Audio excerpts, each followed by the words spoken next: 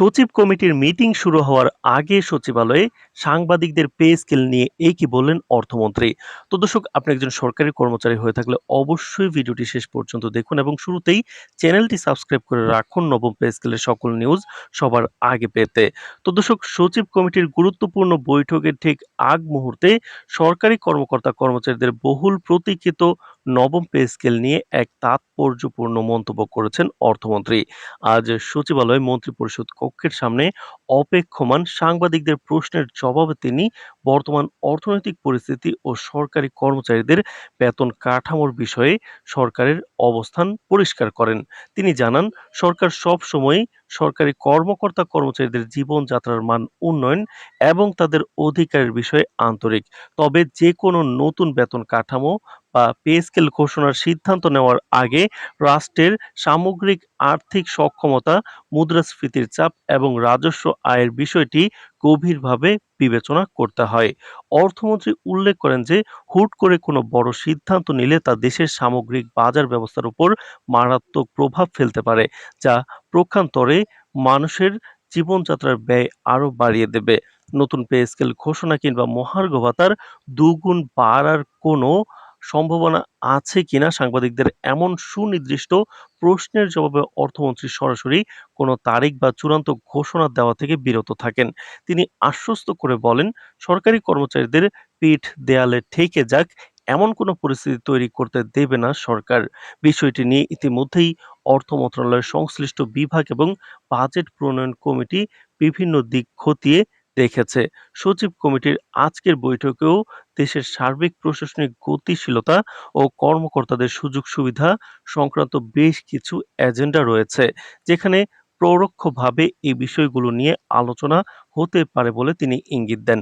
তো দর্শক, ভিডিওটির এই মুহূর্ত পর্যন্ত যারা দেখছেন চ্যানেলটি সাবস্ক্রাইব করে রাখুন নবম পে স্কেলের যে কোনো গুরুত্বপূর্ণ নিউজ সবার আগে পেতে। তো দর্শক, একই সাথে তিনি অত্যন্ত জোরালোভাবে উল্লেখ করেন যে এবারের নতুন পে স্কেলের অন্যতম প্রধান বৈশিষ্ট্য হলো এটি সম্পূর্ণ এক ধাপে কার্যকর বা শতভাগ কার্যকর করা হবে। ধাপে ধাপে বা আংশিকভাবে বাস্তবায়নের কোনো সুযোগ রাখা হচ্ছে না, যার ফলে সরকারি কর্মচারীরা প্রথম মাস থেকে নতুন কাঠামোর পূর্ণ সুবিধা ভোগ করতে পারবেন এবং কোনো ধরনের বিলম্ব ছাড়াই এর সুফল ঘরে তুলতে পারবেন। নতুন বেতন কাঠামো সর্বনিম্ন এবং সর্বোচ্চ পদের বেতনের ব্যবধান কমিয়ে আনার লক্ষ্যে সুনির্দিষ্টভাবে 1:4 অনুপাত রেশিও অনুসরণ করা হয়েছে। সরকারের উচ্চ পর্যায়ের সিদ্ধান্ত অনুযায়ী প্রথম থেকে দশম গ্রেডের কর্মকর্তাদের মূল বেতন বাড়ানো হচ্ছে 50%। অন্যদিকে মাঠ পর্যায়ে এবং দাপ্তরিক কাজের মূল চালিকা শক্তি হিসেবে পরিচিত 11 থেকে 20তম গ্রেডের কর্মচারীদের জন্য বেতন বৃদ্ধির হার নির্ধারণ করা হয়েছে রেকর্ড 80%।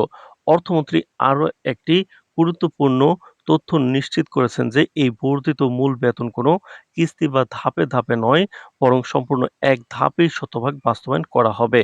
অর্থাৎ ১ জুলাই থেকে কর্মচারীরা তাদের পুরো বর্ধিত মূল বেতন একবারে পেয়ে যাবেন। তবে বাড়ি ভাড়া, চিকিৎসা ও যাতায়াত ভাড়া সহ অন্যান্য সব ধরনের আনুষঙ্গিক ভাতা দ্বিতীয় ধাপে আরও 50% বাড়িয়ে পরবর্তীতে কার্যকর করা হবে বলে জানা গেছে।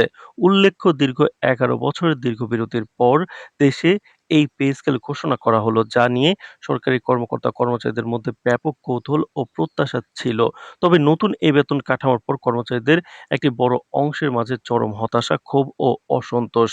বিশেষ করে প্রশাসনের নিম্ন ও মধ্যম সারি ১১ থেকে ২০ নম্বর গ্রেডের কর্মচারীদের বেতন ও সুযোগ সুবিধার ক্ষেত্রে বড় ধরনের বৈষম্য করা হচ্ছে বলেও অভিযোগ করেছে কেউ।